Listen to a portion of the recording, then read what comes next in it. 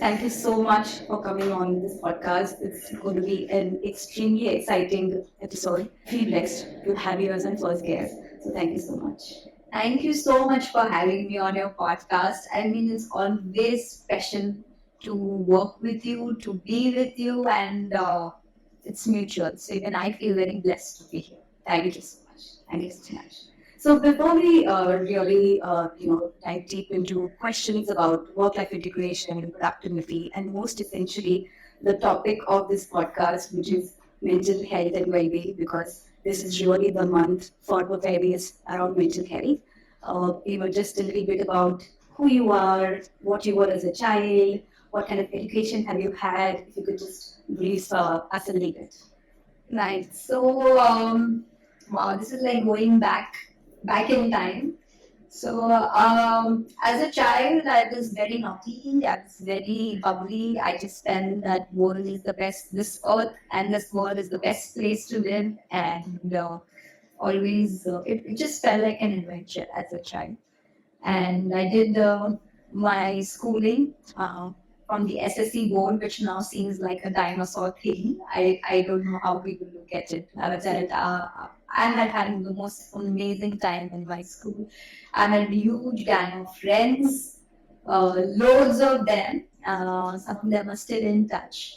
And then I went on to pursue I took up science, and I did computer science basically. And at that point in time, I thought I should be a hacker, an ethical hacker. Wow! But then I realized I don't have the knack for it because I could not understand the programming languages. So I said, okay, this is too dry or field for me. I also need to have something creative as an element. And then post my 12th, I decided to do my graduation as an architect. So that's how my journey has been of career choices from computer science to architecture. And then in architecture, I also went on to do a specialization, which is the IGBC, which is to do with environmental architecture certification and things like that. Throughout the journey, it was, I was somebody who was like, you know what, I really want to do this and I will go all in. And then I'll finish it. And I said, no, maybe this is not the thing for me, but I'm okay to take the risk and move forward and try the other thing, which felt like a calling. So that's how I have been. Like, I've been a huge risk taker in my life. Like, I would be good stuff. Brilliant. So I also know that, from environmental architecture, you've gone on to be a best-selling author. You've also been an intergenerational therapist. So, there's a diverse amount of things that you've done. And it sounds so exciting. So how did you sort of get to a point to figure that, this is not what I want to do and this is exactly what I want to pursue? Right. So I think, I worked as an architect for a good 10 years. And within architecture also, I have really tried within different avenues. Okay, till I got to know that yes, environmental architecture is the thing. So like even doing my interiors, to doing the schools, to doing acoustics for the theaters that, we visit in and around Bombay, we did other cities. And then I said, no, this is my calling. Environmental architecture, I was into a lot of projects which were not primarily in Bombay, but they were at the outskirts of Bombay or different cities of India. And after that, when you give everything and you're still not able to reach, I think that's the point I would say where I would sit myself down and I say, what's next? Okay, and writing is something I really enjoy. So even when I was in college, I would not just write my thesis. I had written thesis for my friends also. Like they would come and I'm like, okay, I'll do that. I'll do it. Like very happy to do it. And at any given occasion, any given point, I would just volunteer to write reports. When you send your designs for competition, you also have to write like some 2,000 words report and all that. I would thoroughly enjoy doing. So I knew that I loved writing, and at some point in time, I would really want to become an author. But it was like a very far-fetched, fantasy kind of a dream because I was so invested in architecture. But with my journey in architecture, when I reached that point where I said, you know what? I think in my current capacity, I have tried everything. And maybe before I lose that spark inside of me, I should really start pursuing what I really love doing, which is writing. So it's not that it was an overnight thing. One fine day in the morning, I wake up and I become a writer. No, I did it parallelly. So if I tell you my initial assignments, and probably I don't know if it is right to share on the podcast, but I will. I used to write these what do you call letters for students who are applying to foreign universities, letter of intention or something like that. Yes. So I would, they would come and like, can you write for us? So I would like interview them, like, what are your ideas and all, and then I would articulate and I would send it. And I've had 100% success rate because for all students I've written, they've managed to get through. Wow. So I'm very so it's not me, of course, they have their thoughts, but this kind of gave me confidence for myself, So then I said, okay, now let me get into writing. And then I started writing blogs, articles, and I've been very grateful. I mean, that was, that gave another boost in my career. And I said, you know what, writing blogs and articles is so much fun. And that's how slowly, I started taking bigger steps. So from writing a children's book to then writing a fiction to attempting non-fiction. So that's how my journey has been. But at every point when I feel I have done everything, and I would really want to do more, that's the time when I have made the shift. So while I write today, and as an intergenerational trauma facilitator, this profession or this part of my profession, I did not choose. I would say it chose me. Wow.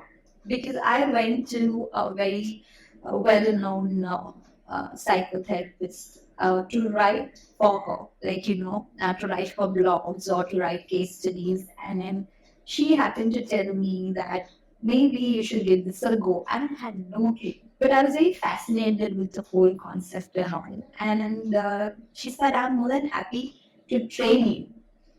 And I was like, fantastic. And she's like, I'm very happy to pay you while I train you. And I said, this gets even better. I was like, yeah, absolutely. I mean, I was like, what do I say no for? Yeah.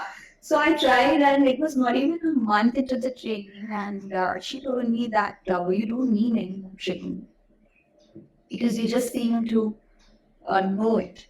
And it was a little surprise for me as well because I haven't really learned, professionally.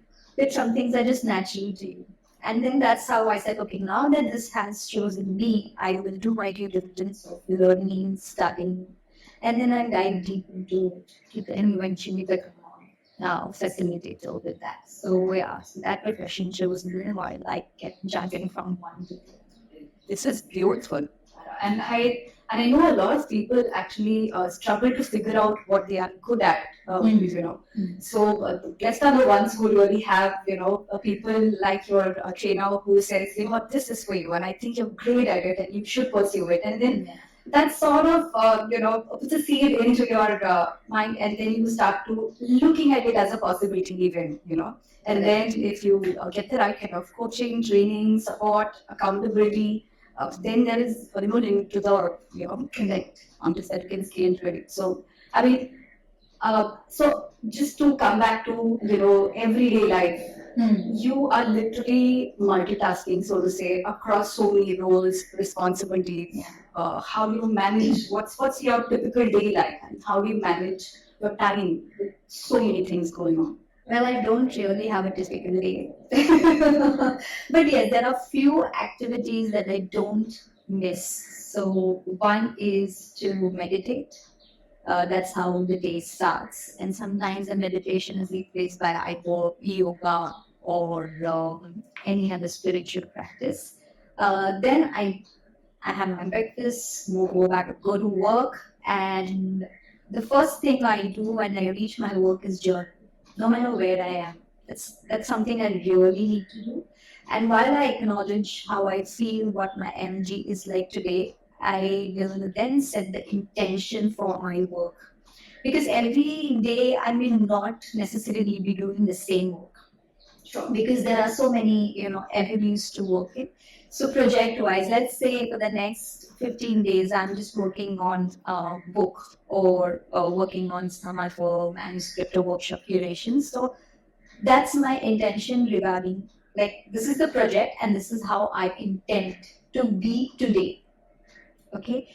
Then go on with my work, come back home, spend time with the family, and then before I go to sleep, I will, if I have high levels of energy, I will push myself to do a 1 hour meditation. If not, then 10 minutes. But it's a must. I cannot go to bed without meditating. Of course, there are days when it's not like I have it all perfect. Sure. There are days I will miss out, but it's something that is on my priority list. So this is how it looks, and then depending on what projects I'm working on, my day will shape in terms of my work hours and things like that. But before, like the first thing in the morning and the last thing in the night, before I go to sleep, and sit in the night. And to add to the same question, does your day change while you're by yourself? And does it change when your husband John comes back home? Because I know that he's a sailor and he's away on sea for about, at a stretch of 6 to 7 months. So obviously life is going to be different when he's away. Yes. And then once he's back, it's going to be different. So how does that go? Yeah, it's very different, in fact, when he's here. And also, it's a very conscious effort from my end because because we get very little time, considering the whole span of the year. We are just there for like 3-4 months together.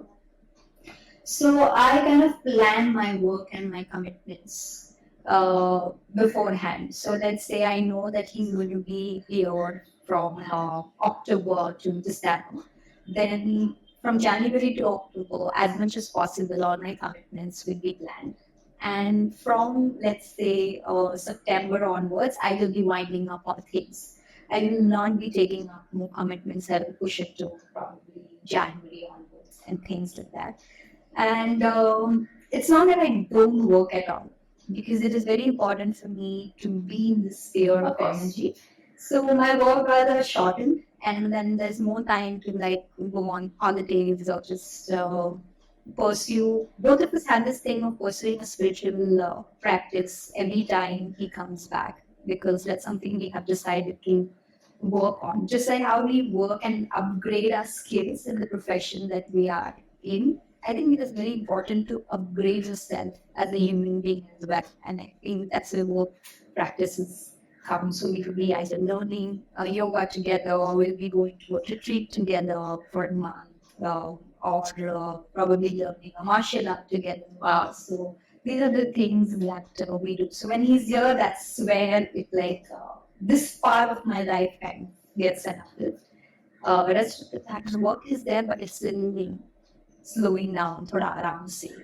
That's how it is. Right.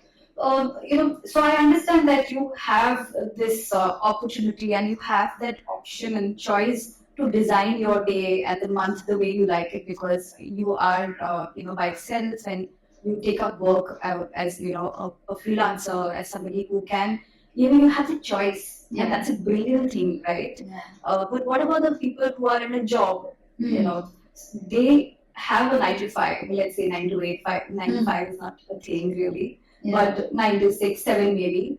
So when they come back home, they still have their responsibilities, and if your spouse is also in a similar arrangement, then it becomes extremely hectic to manage your regular life. Yeah, वो तो करना ही है. And then you also have an extra responsibility of trying to manage everything in the house, because you know that your husband is now going to be around only for 3 months and you're make the most out of it. Right. So how do they manage all of that? Is it coming from the fact that at the base of everything you are extremely committed to the relationship? A. B, you're very, very sure that he is a priority and that he always will have that status over everything else in life. Does that dictate a lot of the decisions? I I'm not sure since I have not been in that position. But if you ask me, one way to look at it is if you are in a 9 to 7 job, there's no more 9 to 5. Yeah. You can look when a husband is back home, it's an extra help rather than things having to uh, revolve around him. And when you, with your spouse, have managed to have the right priorities in place, so it's not just about he being the priority. He can also contribute to what priorities you have set for yourself. And if you can sit down and have that mutual goal, it can actually be, you can just work it out. It must sound difficult, but I think in all of this, understanding and communicating what is it that you would want. Let's say as a woman, you have your aspirations, your ambitions, and you can communicate that to your partner, and your partner appreciates it. I think it can work as a fantastic support system rather than it being, like an additional work. It's not really an additional work. I would look at it as an additional support system when he's around. And then, of course, you can plan depending on what profession you're in and how. But it is possible to No, it's beautifully said. And I know where you're coming from because while I was working, I know that every lady goes through that whole guilt and overwhelm and that shame of not being able to do both equally well. There is this whole illusion about work-life balance. There is no balance really, so to say. I know, before we were having this conversation about this balance, and you mentioned something really beautiful at that point in time. So, I just want you to reiterate that if you can. Yeah, so I think how we view balance, most of the times we view balance is in terms of time. So let's say if I spend 8 hours at work, I should be 8 hours at home and living that much time with my family. And I personally don't think that's how it works. I think you need to be the balance rather than create the balance. By this, what I mean is balance your energies, focus your energies, and do energy management rather than time management. Right? So it's okay if, let's say, today I'm working on something, I need to spend 8 hours at work or 20 hours at work. But then when I'm holidaying completely. I'm not going to be managing my work at that point, and that's 100% with my family. Right. So how you manage your energy is most important, and that brings a balance in you. Because when you have that clear in your head, like you rightly said, especially in this struggle with the guilt and having to be present at all places all the time perfectly, perfection in the midnight fear. Yeah. But yeah, you don't have to put yourself under so much of pressure because you know your energy is so much. This is how you're willing to spend. And when you're spending it, you're spending it with so much of clarity that in the end, you know that you are, like, it's all managed well. You're happy in the end of it. It's not a, I think that's so important because I remember I had this student of mine and she experienced so much FOMO. To the extent that while you're at work, she would be like, "Arey, vacation chahiye, bahut time ho gaya, I'm not taking a break, and I must plan something." And then she eventually did plan one, and then she went on a vacation with her family, and while she's on the vacation, she's thinking about stuff that's happening back at work and whether the projects are going the way they are planned. What else is happening that she's missing out on, or probably, are the other colleagues taking the credit for the work that she has done and left, the place. So it was so much of FOMO and so much of guilt and, that kind of fear that we live out of sort of, takes away the joy and the magic out of being in the present moment or during. That's really something that I figured while working with people, and I think they've completely lost it from that perspective. So, what does one do to constantly bring back yourself in the moment? Because either they are in the future or they are mulling over things that they did wrongly in the past. How do you get to the present? And I know that you were a queen at that because, sitting in silence for 1,000+ hours and meditation for 850 hours plus, because sitting still for a couple of minutes is very difficult for most of us, me included, and I'm actually working on it consciously now. So how does one work on that? Wow. So, so, I mean, it's a very beautiful question. And let me give you a little context to this before I answer. So maybe today, yes, I mean, I can say 1,000+ hours, 850+hours. But if you had to meet me somewhere in the year of 2007 to 2010, I would have been one of the angry young woman that you would ever meet. The people probably very impulsive, and all these things that you shared in terms of the, people facing FOMO and you want to do this also and that also. So all of these things I have gone through. Since 2011, you can say. 2010, 2011 is when I actually started my journey of self work. In 15 odd years, I have managed to do 1,000 hours.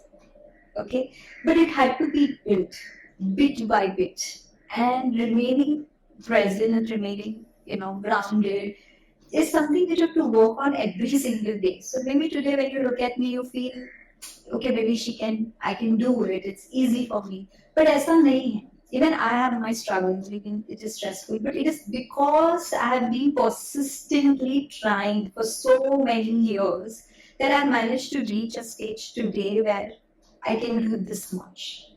But when you actually see in the longer scheme of things, larger scheme of things, sorry, it would be 15 years में कितने घंटे होते हैं? I'm not good with maths, but उसमें से 1,000 घंटे silence में बिताया. Yeah, which is beautiful, by the way. Yeah, but it's still very, yeah. I don't know how much is good, like 0.1% or something like that, right? But the magical part is that you attempt. You just attempt. So today you have that awareness in you, like you share that you're trying to get that into practice. That's the most amazing thing. That's where the journey actually starts, and it is a game changer. So you do that bit by bit every day, and then one fine day when you look back and you say, "Oh wow, I have like really reached here." And even this thing of 1,000 hours, I myself didn't know. It's just that for a particular assignment that I had to like calculate and say, oh my god, really? I have managed to do this much is when I didn't realize it. So that's how it begins, and that's what has helped me be in the present. Persistent attempts of which most of the times I have failed. Let me tell you, I have failed miserably. So from being a like crazy angry young woman who would fight, like if you're in Bombay, I would like really fight with all your others. If they would ever say no to me.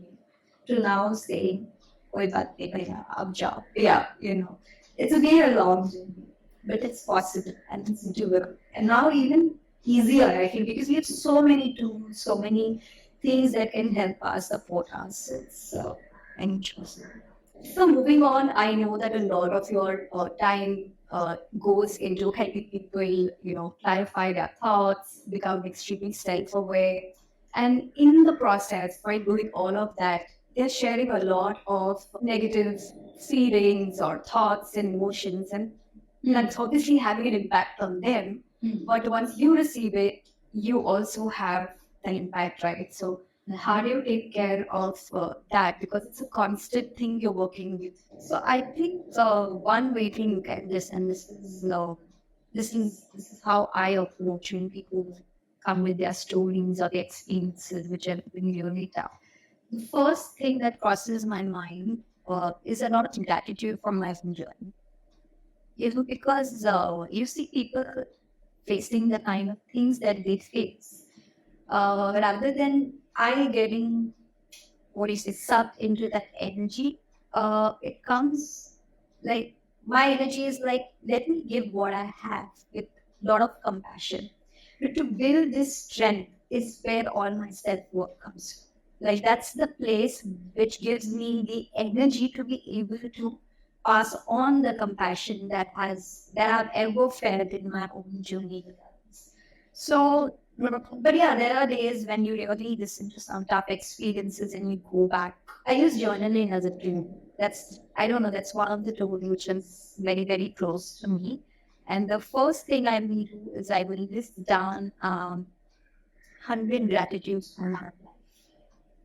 Because I feel that's the energy, and when I finish writing, let's say hundreds of times more than that, the whole idea is to create that energy field of there's so much good that has happened in my life. And as a result, let me pass on that good and goodness to the people who are affected. So that's my way of dealing with those experiences that come my way. And secondly, there is a very beautiful thing, it's this thing called just credit or giving on meta.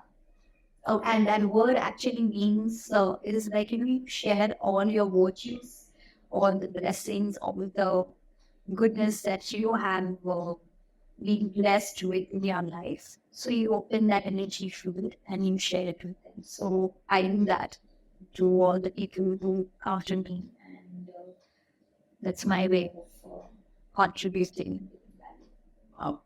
Well, lot of people who are going to listen to us at this particular episode are working professionals, and they work in an environment where, you know, there is a lot of workplace toxicity, there is a lot of negativity, there is groupism, there is favoritism, and all of that is happening.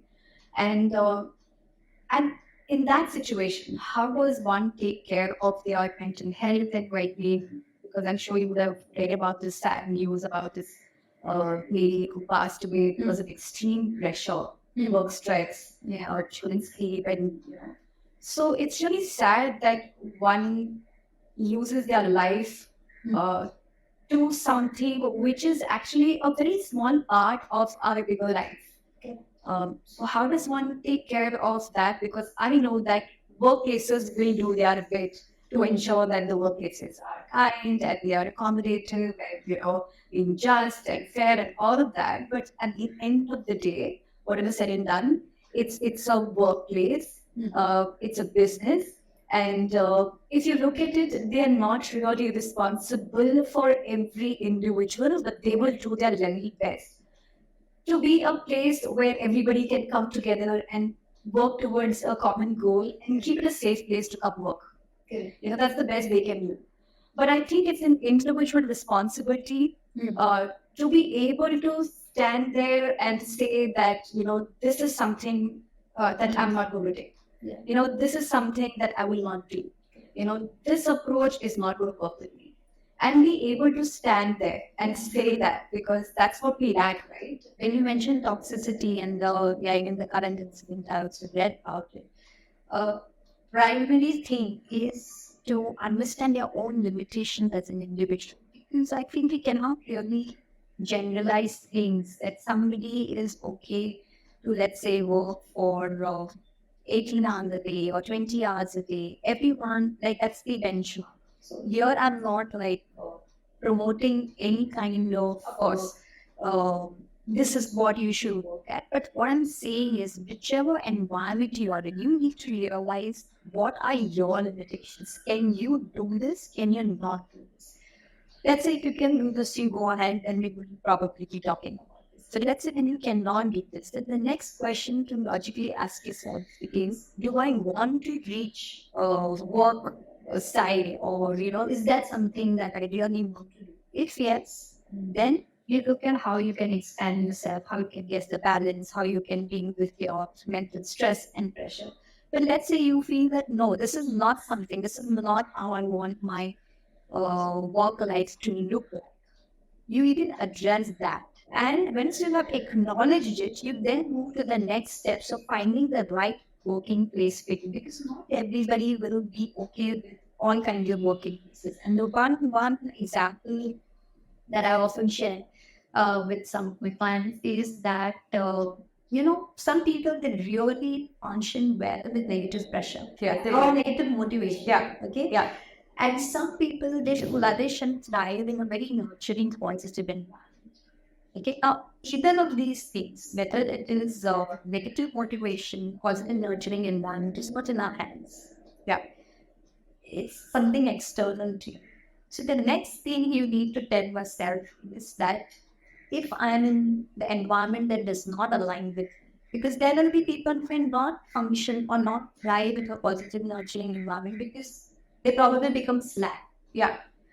Either way, okay? So you choose what is the environment that brings out the best in you and look for that. But let's say until then you are not in the place, you must look at self-help tools, you must look at a good coach or a mentor because that can help you align your intentions, your energies, and that will help you translate it into the right actions, either by thriving in the current environment or choosing a different environment for yourself. And it does not have to get to a place where you're completely burned out, or your life or your health is being threatened or feels threatened in some way. Don't wait for that, build your awareness levels to such a place to you, such a height today that before itna sab hone tak up before that only you know that okay this was it. I don't think I want to continue. And aisa nahi ki tomorrow go and resign and then you wonder what's happening with your life. No, take that time. Yeah. So it's like your forward battery. Don't wait for it to become zero. Charge them awareness. Similarly, with your awareness, you can see what next steps to take so that you don't reach that 0% and then wonder what is happening. And I think there is a fair amount of openness, for people to approach therapists, counselors, psychologists. There is a lot of, as you said, lot of resources. I think we just need to be aware, yeah, and come to a point and accept कि help ले सकते हैं. Yeah, and it's okay. Absolutely. Just because you take help in that area of your life doesn't make you any better or inequipped or less powerful. Because that's that whole fear, right? कि हम जब किसी को approach करते हैं, help लेते हैं, there is this fear of judgment. Internally, you're just battling that, and also there is what if my kid gets to know about it, so that is a little bit of an embarrassment there. So how does one approach that? I know that it is not as simple as the physically जब आप unwell होते हो, like सर्दी खांसी बुखार होता है, and it's okay for you to go to a doctor, maybe pop a pill and you'll be fine, and you can be okay to share also about it the next day. Office करें बुखार आ गया था, it's a while and I just need to do work. But that is not happening in this area of health is well-being. So how does one tackle that? I think one way to look at it is this: wait for yourself to be sick, and you don't have to go to help, or you don't have to go to a coach because you are struggling with something. Let me start with that. You can definitely go to a coach or a therapist because wherever you are, you want to look the next level in your life. You want to thrive. Because if that is the approach, there's nothing wrong with you, which is why you don't go. Absolutely. Right? And I mean, I'll be very happy to share this point of time. Even I had a coach. And even I go to them and I said, you know what, this is the area. It's all good, but I want to do better. I have to be better. I want to be better. It is as simple as that. It's like going to a gym also. If I was just about to come to that exact point, because I see so many reels with these celebrities having their personal trainers. Now, it's not like they haven't mastered the form. Yeah. Right? They know it. They've been doing it for years. But you still have a coach, or a mentor who is going to push you to the next level, is going to probably introduce you to newer things you never knew existed, right? So I think it's always you love to elevate, right? Then you want to move to the next level or the sphere of life. And I think, yeah, absolutely. And even for those people who feel they are struggling with any kind of mental health issue, I just want to say to them that there's firstly nothing wrong. Maybe they've heard this multiple number of times. But, as an intergenerational trauma therapist, I would like to say this to me, anybody, the base of this is that your body is carrying memories of not just what you have experienced, but also what your parents and your grandparents have experienced. It's a proven scientific fact. Okay, that's how the DNA is. Genetics is, and we are also talking about the field of epigenetics. So that means you're carrying all of these experiences in you and for real. So there is no harm when you go to anybody like a therapist or a coach to help you resolve these things or at least deal with them in an efficient manner. So today, if something is probably misaligned or is going wrong in your life, instead of feeling bad about it or feeling I'm a misfit or I'm not the right person, you look at it in a way, ki, boss, it is an opportunity for me. Because when you resolve something in you, Bala, I tell this to all of them, when you resolve, you not just resolve for yourself, you resolve for the generation, the coming generation, and you also resolve for the generation that was before you. That's it. You affect everything in the lineage, your ancestral lineage, and you affect and create a new wave of energy in the consciousness. And it's important. So look at it from that aspect. Yeah. I mean, yeah, I know it's sad to say that if not for yourself, at least take care of your children. But I think it's important that you take care of yourself because you mean something to you. Yeah.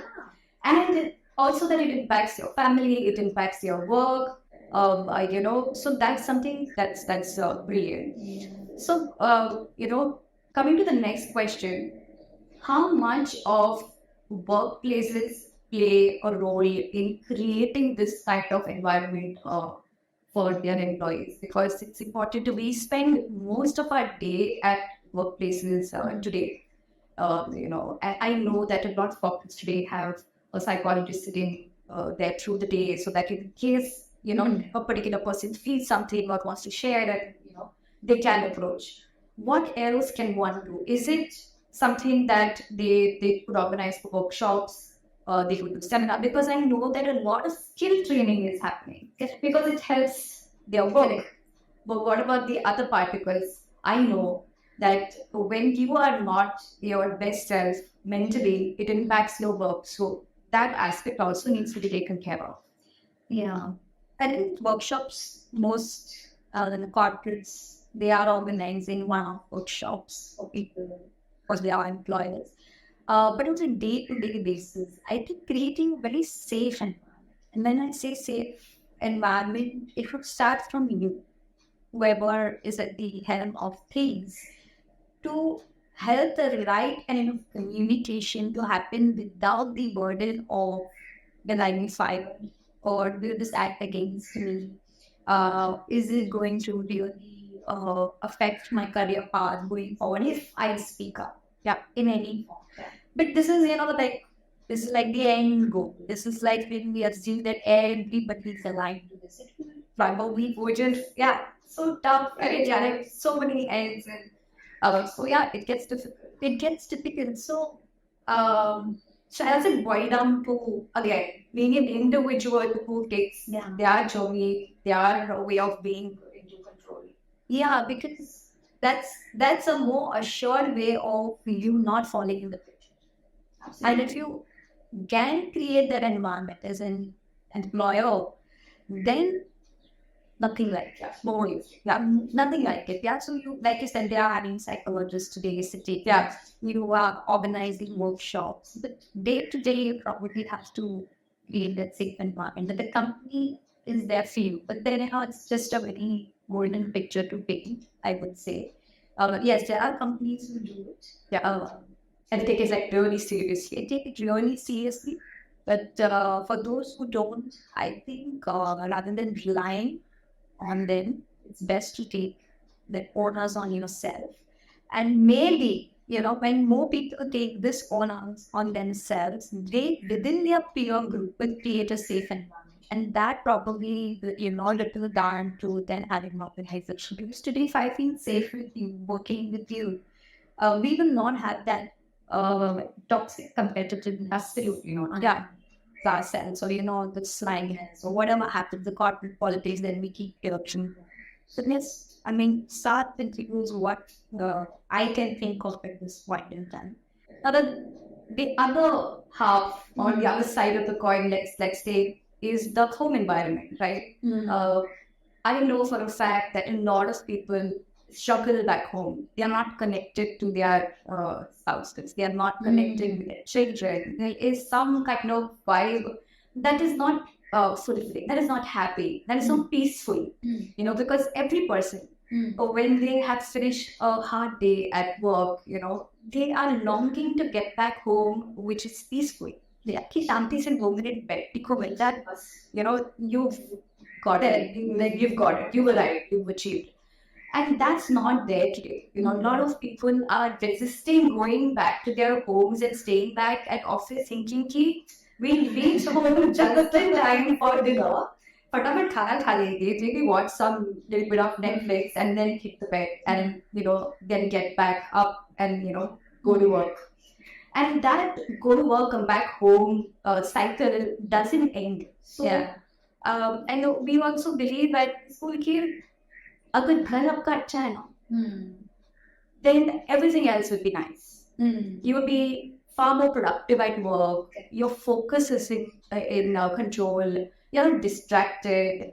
You can put your full attention to the work that you're doing when your home is in control. And which is a partnership game. So how does that work? Because I know I have literally watched you and John.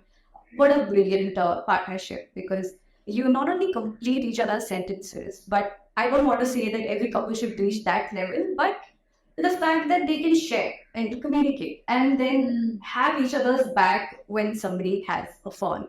So what is your advice for couples who are struggling today and hide behind the fact that काम का stress इतना है कि घर पे तो एक होगा. So how do one tackle that? That comes with a lot of hard work. Rather than hard work, I would say intentional work. I think in my journey with John, maybe that gives an insight into how couples go for it. So one is that you have a very strong common pool of value system. So number one thing on our value system is respect. Okay. When I say respect, it's not just that I respect you, it is also I respect myself. So that is number one thing. Number two thing is transparency in communication and how to communicate as well. So there are times when, let's say, we disagree with each other's opinions. It's not going to be like an argument or like, oh, say I think that we wait, we breathe. Not even we take that pause. And then we say, okay, maybe this is the time. Let me go ahead and just a break, sometimes of even 5 seconds can be a magical thing in a relationship, because you're not then being reactive, you're just responding to it with as much as grace as you can, right? And communicating with that grace, keeping the sentiments in mind, I think it resolves 99% of the issues, I would say. And the fact that it comes from a place of respect. Got it. And then these two things, they lead you to a place where you don't have unrealistic expectations. Okay, so today when I go home and let's say, I'm like really tired or I'm not feeling well, it's because the person has so much respect for the other person in the relationship. John is not going to be he's tired, is tired. Yeah. Okay, fine. I step up today and I do what needs to be done today. And you do it. And there are times when I will do the same for him. When he comes back after a long contract, and I know things are like really crazy when he says, I want to make sure that when he comes home, he has like a comfortable holiday as much as possible, more fun. And the same thing is what he probably has that in his mind for me. Like, that this. So even this is a mutual thing that we have. And when can we have this? When we value our own self and each other. It always starts with self. I mean, it may sound very selfish, but unless you are so grounded and unless you are happy, you will not be able to spread the cheer around you. It's like squeezing an orange. When you squeeze an orange, only an orange juice will come out. You cannot expect a banana milkshake. I mean, it's very stupid to even give this example. Yeah. So what can you do on day-to-day basis and as a long-term goal to ensure that you are the sweet orange juice? And with that, both of us once a year, because that's when incomes go. We go for retreats, silent retreats, very, very important, so that we can work on ourselves. We can resolve what is within us and know our own triggers. Because each one of us has it, and not, consciously have them placing game and things like that. And the beautiful thing is both of us then meet this. Yeah. And I like to share this. It's a personal thing, but I think I will go ahead and share this. When we got married, we did not go for a holiday. We actually went for a self-help retreat. I remember. You know that. And so a lot of people had a lot of opinions about it and they say, yeah, there. But we were so clear. I said, this is going to create a foundation for us. That holiday is going to give us joy, probably. I'm not saying they're not important. It is important going on a holiday, getting rejuvenated and all of that. So it will probably last us for some amount of time. When you go into a very serious self-help work, that is the base that sets you for the rest of your life, because now you have the tools to deal with it. It's if, you're building your own toolkit. And anything that you face, some tricky situations at home, sometimes with the family, sometimes from a social perspective, right? Now, we both want to be together. And while we want to be together, you will still not share the same pain. Yes. That becomes the most, you should have done this, you should have said this, but it will not happen. Because you have done all of this work. And another thing I would suggest to all the couples is, sit down and have a dedicated time in day, at least once a week, to share what is it that you're feeling and what is it that you're struggling with. Because when you have such an heart-to-heart open conversation and receive it, because vulnerability is very difficult to receive, even for the person sharing it and even for the person receiving it, because it has to pass through the filters of judgments. Yeah, right. So first you make the person feel safe that they are not judging you. And at the same time, create that environment to, sometimes it don't even need guidance. You just create that environment so that it's all out in the open. And together you can just work things too. So have that dedicated day once a week, share.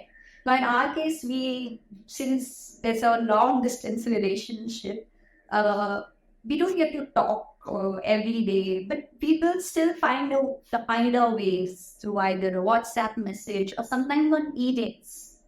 Because I personally don't want to wait, because it's okay, then for 6 months I will forget it also, and it might just come up at a time when I'm unguarded, and probably it will be a long time when even he has to deal with it, because we are not all the time like 100%. So why take that chance? Yeah. So have that dedicated day is what I would say, and anchor yourself in some kind of a practice. So it's like day cleansing happening, detox happening.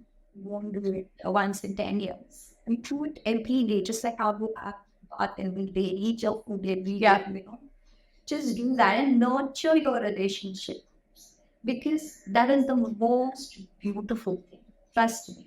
It is when you navigate these vulnerable moments, this discomfort. Oh my God, kaise bolu? You know what you're doing is you are building courage, you are building trust, and you're growing so much more. I cannot tell. People who probably see from outside, they see the end result.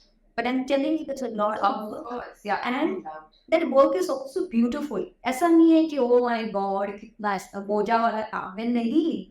But do it with a good heart and intention, and trust me, it's the best thing to happen to have a companion who walks with you right in this life.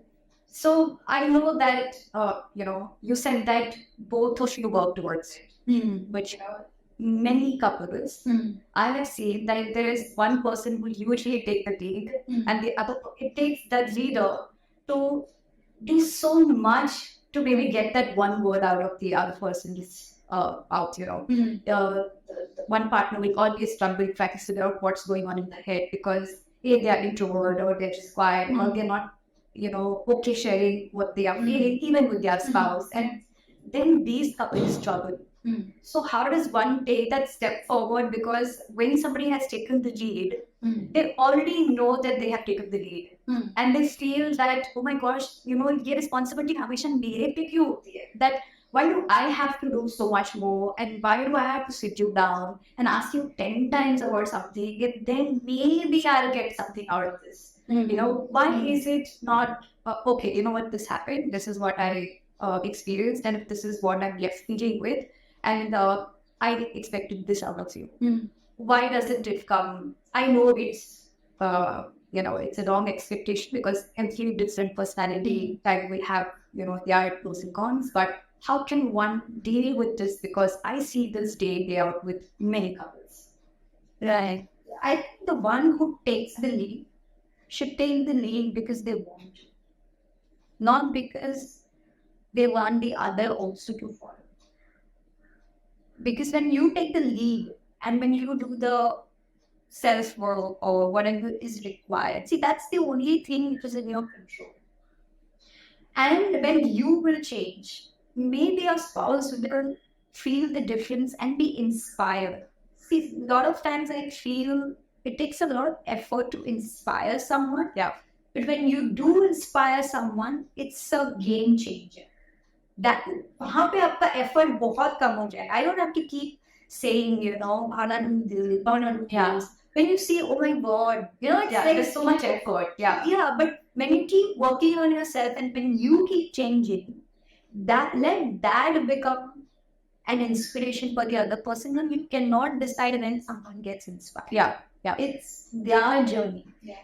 And hence, and this sounds paradoxical in nature, but you must respect the journey if they don't wish to take. Right. You keep working. You keep doing what you have to do. And in that process, you will find the ways where things are really going well. You will find the way without feeling the pressure that why should I only find the way? Yeah. There's a difference in the way you see things, but it will take the pressure off. Yeah, and I guess then, that's the point where you sort of drop the ball. You feel, अब इतना effort डालने के बाद भी अगर if there is no desire or an outcome that I feel, then I'm also not do it. So then just let it be. जो है वो है. That's like the typical approach to most correct, because most of the time they're doing it because it's not for themselves. See, let's say today, if I am working on my anger issues, who's going to benefit the most? You. I will benefit. But if I say, मैंने कितना काम किया खुद पे, I don't even get angry anymore, but still you are not acknowledging it, then what is the point? I should just keep getting angry. That's the when you put it like that, it's very funny. But you work because you benefit. Yeah. Right? And see, once now it's very funny. जब आप बहुत गुस्सा होते हो ना, आपको लगता है मेरे गुस्से की वजह से काम हो रहा है. Yeah, if you start having that kind of confusions in your head, they will turn into belief systems. And those kind of belief systems will lead you to situations that will keep reinforcing it. It's like a vicious circle. It just goes round and round and round. Yeah. And that just becomes your being there. You're like that everywhere. Yeah. And you may not need that, but you still bring anger. Yeah. You will still bring fear.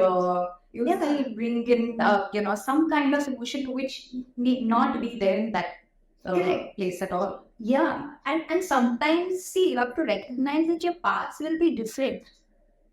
And it is okay. Like, I'll give you an example. Last year, like I said, John and I go for spiritual practices every year. Last year, we decided to learn coloring white. And we were in Kerala for a month. Okay. I was not learning it. He was learning it. And this was the first time where both of us have not done it together, like not learned an activity together. But both of us knew. Like, he was like, to be color, but then I was not, it was probably, I didn't have that calling or whatever. And I shared this. He's like, absolutely okay, right? And I continued to work on a project while he was learning color, right? And it was so beautiful in the end that I said I was working for a client and I was supposed to create a workshop. And the topic for that was injury. Okay. Now I am working, he is going and learning. But at the end of 1 month, we both came together with some fantastic insights and resolutions for our own self. The way was different. And why this was a little different for both of us, because Abhikam, we've all done things, all the practices we've done together. So we didn't know how this is going to turn out. So it's not that I am missing out on something, or it wasn't that he's missing out on something, but all of this we could only know at the end of 1 month. But for that 1 month, both of us went with a lot of faith, with a lot of respect for each other. And another important thing is integrity. Whatever you do, so when he went to learn his coloring, and that was an absolute 100% being present there. That's the integrity that you have, even for your own practices. And when I was there sitting and reading about or working on that workshop, my 100% was there, not feeling boss, oh my god, नहीं हुआ तो ये हो गया मैं missing. But unless you go through it, you will not be able to deal, and you will not be able to know what they are. Yeah. I think you gave yourself and John, but the time and the space to arrive at a point where ultimately you got back together and you figured out so many other things for yourself and your life. And I think the collaboration is something that couples need to work ago. And again, just to be accurate, it's never going to be 50-50. Hamisha, you will probably be 80, the other will be 20, and then the other times when the other person will be 60 and it'll be 40, but it'll never be 50-50. Yeah. That whole balance, just it's crazy. I mean, this whole expectation that there has to be a balance about everything is ruining things that can happen naturally. Yeah. And I keep saying, just be equanimous. Like, that one quality that both of us really strive to work towards is being equanimous. Kuch bhi ho jaye, you are like that balance scale, right at the center. But it is good, but if it is unpleasant, you just come back to your center, like us. So, that would be my insight into how we work our relationship. And wow, beautiful. Thank you so much for that. And that brings me to our last question. I want to know, what is that one piece of advice you would give your younger self? Okay, one piece of advice that I'll give my younger self is keep your strengths, your innate strengths, very close to you and never lose focus. Okay, let me give you an example. As a child, I had this belief that I was born in, that this world is a magical place and everything will work out for good. Okay? For those who followed me, they will know this, but I didn't know anything back then. But I just had this. So when I say this, it's not that I always had a very rosy things in my life. No, I've had my set of challenges growing up and all. But ऐसे तो think कोई नहीं, ये अभी गड़बड़ है, ये ठीक हो जाएगा. But then growing up, I kind of missed, and it was like Kalito back on the mind, on the shelf, and then the logical and the whole masculine things like took over, and like, nahi, aise hona chahiye. I probably became more rigid towards how things should be, and ऐसे ही काम होता है, ऐसे ही होता है. And then I said, no, it's not true. And then it took a lot of unlearning for me to come back and connect back with that innate strength of mine. And I said, no, it will work out. Because universe always has my back. It's more intelligent. It is kind of, it knows more things than probably what I can even comprehend or imagine. And then such a huge force is right behind you. You know, why am I being so timid? I shouldn't be timid. I should just go out in the world and shine. And when I say go out in the world and shine, I'm not talking about touching a million lives or making those big numbers. Yeah, it will happen if it is meant to happen. But today, even just like right now, sitting here, Bhavna, and having this heart-to-heart conversation is so enriching. Like with every conversation we've had, like even before the podcast, right? For that matter, answering these questions has been such a reflective thing even for me. It's just very fulfilling experience.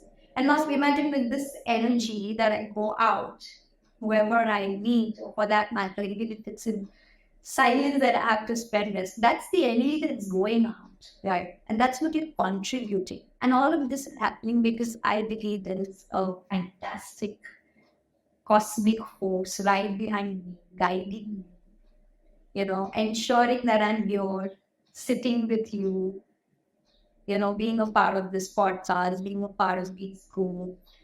It cannot be random. Yeah, it isn't. It's never like that. So even as a child, it's very funny, but if I'm not done my homework, and I'm pretty sure, oh my god, I have homework, nahi kiya hai, I disagree with that, it's going to catch me and stuff like that. Still, there is this something which said it's okay. You know what? I didn't get up. I say sorry, and things will be okay. So it's not about, again, when I say a magical world or things that, but it's not about running away.